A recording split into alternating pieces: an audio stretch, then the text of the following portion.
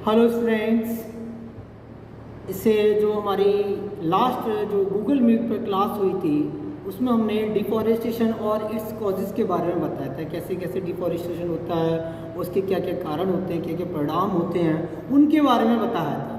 तो आज उसी से आगे हम चलते हैं बायोस्फीयर रिजर्व के बारे में। ठीक है, बायोस्फीयर रिजर्व।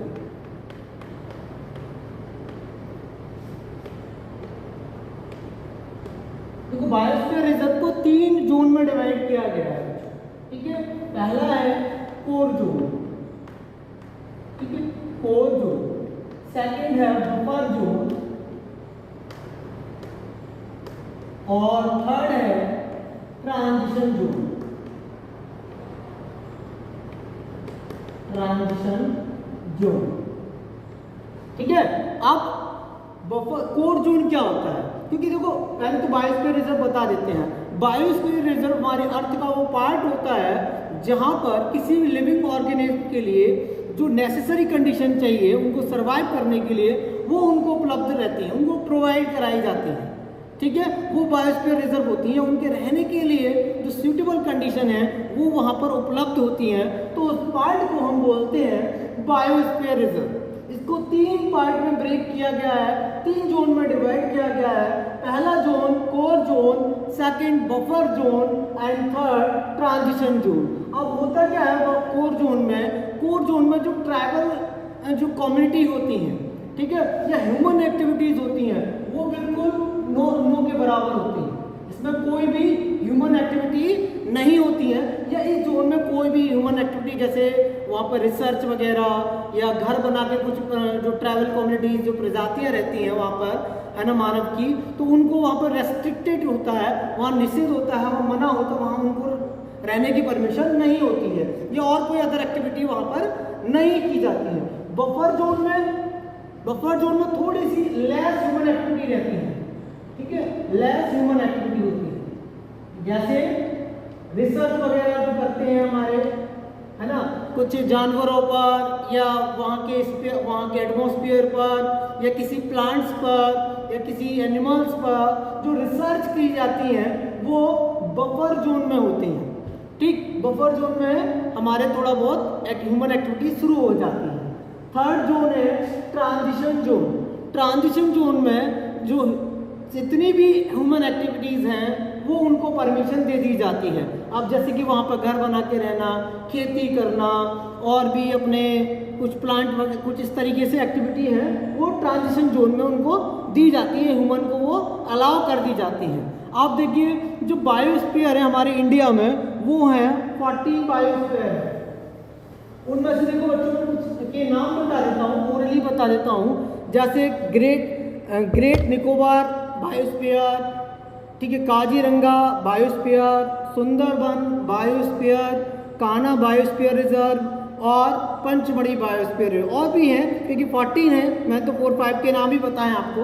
ऐसे आप लोग सर्च कर सकते हैं नेट पर और सारे उनकी लिस्ट आ जाएगी, उनको याद भी कर सकते हैं। ठीक है, अब इसके बाद आते हैं flora and fauna. Flora and fauna, अब ऐसा होता है हमारी अर्थ पर कुछ प्लांट्स और कुछ एनिमल्स किसी पर्टिकुलर एरिया में ही पाए जाते हैं, फ्लोरा और फोना।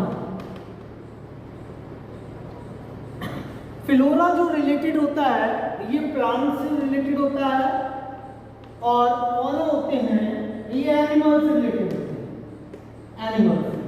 ठीक है, अब होता क्या है फ्लोरा और फोना, जैसे कोई भी पर्टिकुलर प्लांट्स हो या कोई पर्टिकुलर एनिमल्स हो, किसी पर्टिकुलर एरिया में ही वही पाए जाते हैं, हर जगह, या जहाँ चाहे नेचुरली रूप से आपको हर जगह प्राप्त नहीं होंगे। तो ऐसे प्लांट्स और ऐसे एनिमल्स को हम फ्लोरा और फोना बोलते हैं। ठीक है, फिर से मैं रिपीट कर रहा हूँ, ऐसे प्लांट्स और एनिमल्स जो किसी पर्टिकुलर एरिया में ही पाए जाते हैं, हर जगह विद्यमान नहीं होते हैं, ऐसे प्लांट्स और एनिमल्स को फ्लोरा एंड फोना बोलते हैं। ठीक है, अब आगे एंडेमिक स्पेसीज। आपने देखा है कुछ प्रजातियां ऐसी हैं जो अब मतलब वो न के बराबर हो गई, बहुत ही लिमिटेड हो गई उनकी संख्या। जैसे पहले आपने देखा होगा कि जो ईगल है ना, बहुत ज़्यादा होती थी, अब बहुत कम होने लगी है। तो ऐसी और भी बहुत सारी स्पेसीज हैं। और प्लांट्स के बारे में भी कुछ प्लांट्स ऐसे हैं जो पहले बहुत होते थे, अब बहुत कम होने लगे हैं। ठीक है, तो ऐसी स्पेसीज, ऐसी प्रजातियां जिनकी संख्या में अब कमी होती चली जा रही है ना, ये कहें वो डिक्रीजिंग ऑर्डर में अब चल रहे हैं। पहले बहुत थी, अब वो कम होती चली जा रही हैं साल दर साल। तो ऐसी स्पेसीज एंडेमिक स्पेसीज में आ जाती है। ठीक है, अब आगे वाइल्ड सेंचुरी। अब भाई क्योंकि ये रियल बात है कि जब कोई भी स्पेसीज है, चाहे प्लांट्स की हो या एनिमल्स की हो, वो दिन पर दिन कम हो रही हैं, तो उनको बनाए रखने के लिए भी कोई ना कोई संस्था होती है। तो ऐसी ही होती है वाइल्ड लाइफ सेंचुरी। हमारे इंडिया में क्या है? Wild life sanctuary.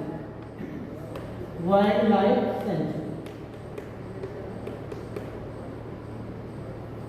इसका क्या, ये प्रोटेक्टेड एरिया होता है। जो वाइल्ड लाइफ सेंचुरी क्या होता है? प्रोटेक्टेड एरिया होता है फॉर एनिमल्स के लिए, जानवरों के लिए। वहाँ पर वो क्या होते हैं, मतलब होता, हम इसको क्या बोल सकते हैं, मिनी फॉरेस्ट भी बोल सकते हैं इसको। जो हमारा वाइल्ड लाइफ सेंचुरी होती है, जैसे फॉरेस्ट में क्या होता है, एनिमल्स जो होते हैं वो फ्रीली मूवमेंट करते हैं। जो भी इनको खाना होता है, शिकार करते हैं, खाते हैं। जहाँ पे भी रहना होता है, जहाँ बैठना होता है, जहाँ सोना होता है, they are freely movement. They can move here and there freely. उन्हें आज़ादी रहती है, यहाँ से वहाँ तक कहीं भी आज स्वतंत्र रूप से वो विचरण कर सकते हैं, जिसका शिकार चाहे उसका कर सकते हैं। तो वही वाइल्ड लाइफ सेंचुरी में होता है। यहाँ पर क्या होता है, जानवरों को प्रोटेक्टेड एरिया में रखा जाता है, जो जानवर एंडेमिक स्पेसीज की कैटेगरी में हैं, और फिर उन पर रिसर्च किया जाता है, उन पर समय समय पर उनकी देखभाल की जाती है ना, कितनी उनकी संख्या में कमी हो रही है, बढ़ोतरी हो रही है, ये सारा फिर वाइल्ड लाइफ सेंचुरी के अंदर होता है। हमारे इंडिया में जो लगभग 500 वाइल्ड लाइफ सेंचुरी है, कितनी है? 500 वाइल्ड लाइफ सेंचुरी है।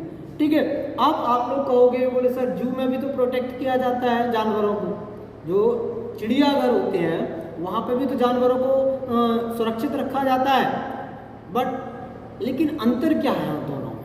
जो वाइल्ड लाइफ सेंचुरी में वो फ्रीली रहते हैं, वो बिल्कुल आज़ाद रहते हैं और अपने नेचुरल हैबिटेट में रहते हैं, जबकि जू में क्या होता है, उनको एक आर्टिफिशियल हैबिटेट प्रोवाइड कराया जाता है। ठीक है, जैसे उनको पिंजड़े में बंद रखना, खाना उनको देते हैं, बट लेकिन उनके अकॉर्डिंग, मतलब जो अपनी मर्जी से वो कुछ नहीं कर सकते हैं। ठीक है, तो थोड़ा और भी कई सारे डिफरेंस होते हैं। वहाँ पर वो नेचुरल एनवायरनमेंट में रहते हैं वहाँ पर, और जो जू में क्या होता है, उनको एक आर्टिफिशियल एनवायरनमेंट प्रोवाइड कराया जाता है। ठीक है, तो ये वाइल्ड लाइफ सेंचुरी होती है। आगे नेशनल पार्क। नेशनल पार्क क्या होते हैं, ये भी एक वाइल्ड लाइफ सेंचुरी की तरह से होती है। यहाँ पे क्या होता है, जो डायवर्सिटी होती है, मतलब यहाँ पे प्लांट्स हो, है ना, और जानवर हों, दोनों के लिए ये होता है। और लगभग हमारे इंडिया में 105 नेशनल पार्क हैं। 105 नेशनल पार्क हैं इंडिया, जो पर्टिकुलर किसी जानवरों के लिए होते हैं। ठीक है, और यहाँ पर थोड़ा अंतर होता है वाइल्ड लाइफ और नेशनल पार्क में। नेशनल पार्क में ह्यूमन एक्टिविटीज़ को थोड़ा अलाउ कर दिया जाता है, जैसे टूरिस्ट के लिए घूमने के लिए वहाँ पर जा सकते हैं, और रिसर्च वगैरह भी उसमें अलाउ की जा सकती हैं। तो ये थोड़ा अंतर है नेशनल पार्क और वाइल्ड लाइफ सेंचुरी।